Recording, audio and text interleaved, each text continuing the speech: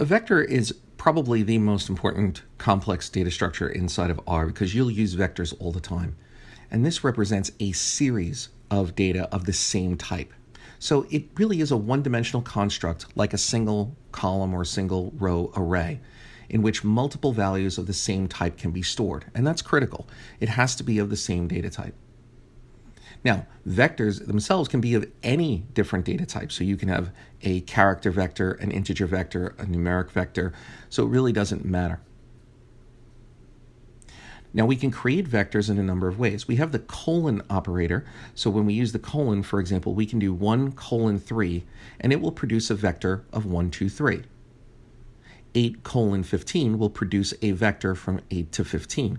So we would have, if we store that into a variable, it would be 8, 9, 10, 11, 12, 13, 14, 15.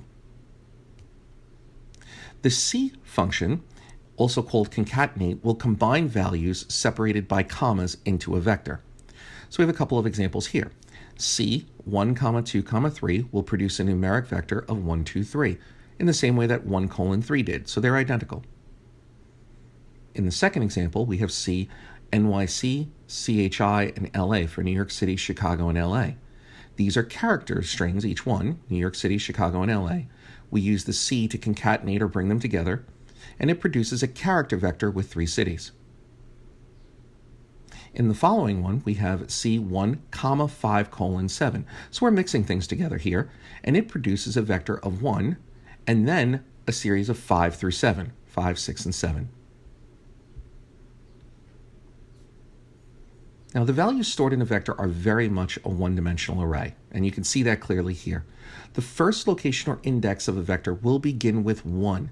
So if we put this into a variable, let's say called A, and we're going to reference it as A1 with brackets, which you'll see in the next line.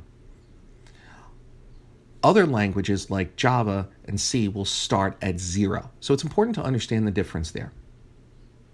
Here we have our example that at location 1, the value might be 4. Location 2, the value might be 6, and so forth. And that's how we'll reference them. So we can assign these vectors to a variable. So we'll take that last example first, where we have v1 now equals c1, 5 colon 7. Remember, the c1, 5 colon 7 will produce a vector of 1, 5, 6, 7. What we can do is we can then reference each individual element by using the brackets. So for example, using the line of code above, we could do v1 bracket 2. This would print the number 5 since the second element in the vector is a 5. We could also reference a series of elements within the vector by doing v1 2 colon 3, which would print the second and third element of the vectors 5 and 6. And finally, we can assign a value to a particular element in the vector by doing v1 bracket 2, meaning put in the second element the number 22.